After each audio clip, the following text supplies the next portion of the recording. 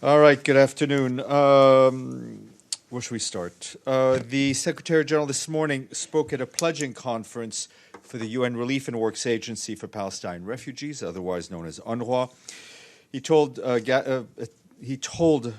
diplomats at the meeting that for nearly 7 decades, UNRWA has faithfully and effectively fulfilled its mandate to assist Palestine refugees until a just and lasting peace is found.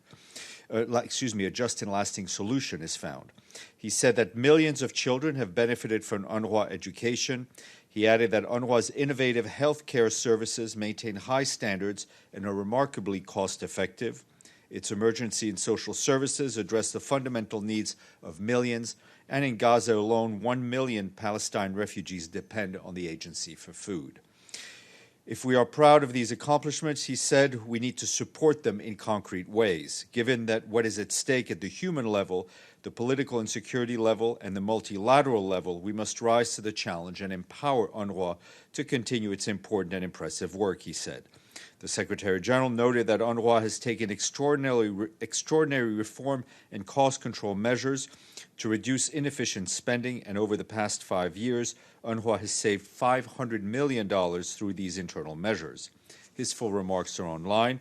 And following today's meeting at 1 p.m., Pierre Kreinbuhl, the Commissioner General for UNRWA, will speak to you at the Security Council stakeout.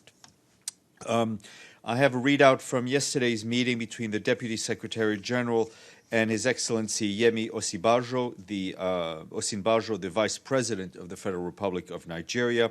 Yesterday, the Deputy Secretary General met with His Excellency Yemi Osinbajo, Vice President of Nigeria. The Deputy Secretary General thanked the Vice President for the visit, conveyed the Secretary General's greetings, and expressed appreciation for the ongoing collaboration between the UN and Nigeria. The Deputy Secretary General and the Vice President exchanged views on strengthening the solid relationship between the UN and Nigeria on issues ranging from sustainable development, sustaining peace, preventing crisis, addressing violent extremism, and other challenges, especially across the Sahel and West Africa.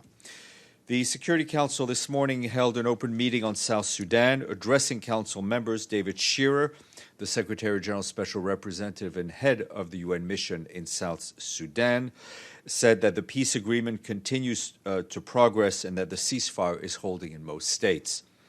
Mr. Shearer noted that the drop in political violence has meant that hundreds, if not thousands, of people are alive who otherwise would not be, and more than 500,000 people have returned to their homes.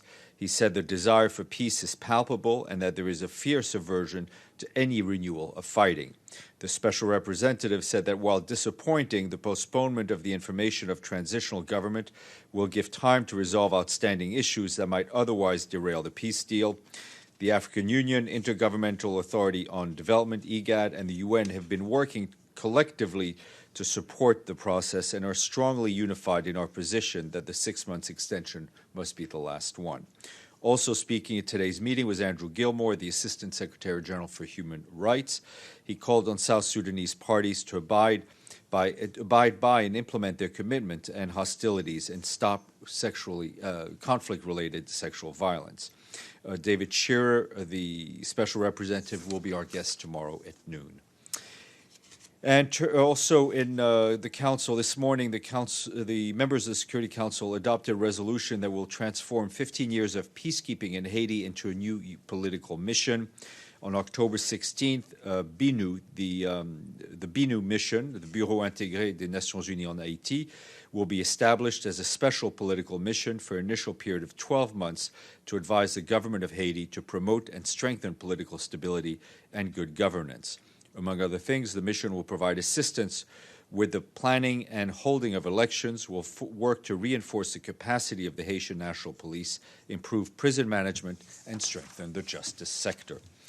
Turning to Sudan, our humanitarian colleagues tell us that civil unrest in the country continues to impact aid operations. The continued internet blackout continues to hamper aid operations, with humanitarian partners encountering delays in the processing of visas, travel permits, and other clearances for both personnel and supplies. There's been an uptick in security incidents affecting aid workers and facilities, with 20 incidents of looting recorded since April. Since January, there have been over 100 security incidents, including robberies, arrests, arson, and harassment in Darfur affecting humanitarian operations. The $1.1 billion humanitarian response plan for Sudan is just 26% funded. And our colleagues at UNHCR said today that about 7,500 Congolese refugees arrived in Uganda since the beginning of June. Facilities to assist refugees are overstretched, and UNHCR warns that the pace of new arrivals generates needs that far outstrip what humanitarians are able to deliver. And on Yemen, we are told that a number of people in the country affected by recent torrential rains and flooding has increased to nearly 80,000 in 10 governorates. The rains have now subsided, but thousands of people need shelter, food, and other items. Humanitarian agencies are working with local institutions to assess needs in southern governorates and are also planning to help 28,000 internally displaced people in Hadja governorate. And you just saw earlier today the press briefing by the head of UN Women that just launched its new report to put forth policy agenda and to end gender inequalities within families. Today is one of my favorite days of the year. It's the day of the Seafarer. This year's theme, I am on board with gender equality, which focuses on the importance and value of women within the professional ranks of the maritime world. The theme is also in line with this year's theme for World Maritime Day, empowering women in the maritime community. More information online. A couple of events to flag. This afternoon at 4:45, the Secretary General will meet with the 10 chairs of the human rights treaty bodies who are in New York for their annual meeting to discuss their work. They meet once a year to share observations on positive and negative trends, improve their cooperation, and share good practices and working methods with the aim of harmonizing them and improving their collective efficiency and effectiveness. There'll be a more detailed note to correspondence issued right after that meeting. And tomorrow in the General Assembly Hall, the Secretary General will deliver remarks at a meeting organized by the President General Assembly on combating anti-Semitism. Tomorrow, after our briefings, there will be a press briefing by Chantal-Lyne Carpentier, the chief of the UNCTAD office here in New York. She will brief you on the launch of the 2019 edition of the report entitled Made in Africa, Rules of Origin for Enhanced Intra-African Trade. Masoud. Thank you, Stephane. Stephane, yesterday, during the press conference of the Iranian ambassador, one of the things that he said, and it seemed, he said that basically if the threatening posture of the United States is somehow not there, they're willing to talk under the auspices. I mean, that's what I came out with Secretary General being arbiter. But it seems as though, given the situation now with President Trump threatening total annihilation of Iran, what do you think? Is the Secretary General going to take the trip to Saudi Arabia and UAE and Israel to bring down the tensions? Is there a possibility? The Secretary General, through the contacts we've had at various levels, has delivered the same message, and that is one for appealing for all sides to exercise maximum restraint, to avoid any action that would escalate an already tense situation. That continues to be his message, both publicly and privately, to all the parties. One of the things that he predicated it was that if the tensions can be reduced, if the threatening posture of these countries is, and in the meanwhile, Mr. Pompeo has visited Saudi Arabia, he's visited UAE, and so forth, and it continues that. Is there any time that United States, United Nations Secretary General is going to go and meet with? I mean, the Secretary General's position is clear. As I said, we are in contacts with various parties at different levels, and we are passing along the same message. When, if I have something else to announce, I shall. Evelyn, and then Rami. On the same subject, is there any comment from the UN on Mr. Zarif being part of the sanctions on on Mr. Zarif, who has certainly been a diplomat in this place quite for a long time. No, I mean, nothing to add to what I've already just said. Rami. Thanks, Steph.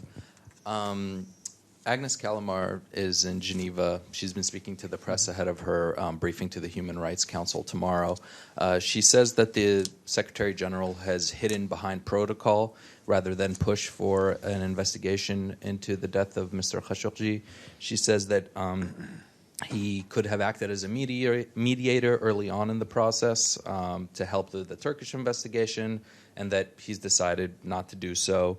Do you have any response to her criticism? I don't want to get into a reactionary mode with the Special Rapporteur. The Special Rapporteur has an independent mandate.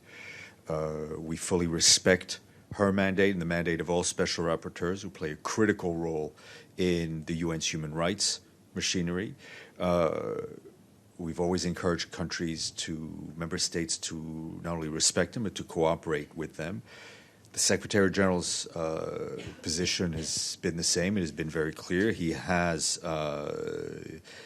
always condemned the killing of Mr. Khashoggi and has called for a prompt, thorough, and transparent investigation. And as for any sort of international criminal investigation, he has shown the way. He has suggested and stated clearly that the only way to effectively pursue such an investigation would be through a resolution of the Security Council under the appropriate measures. I don't think the Secretary General has hidden behind anything. Madame. Giulia Pozzi, La Voce di New York.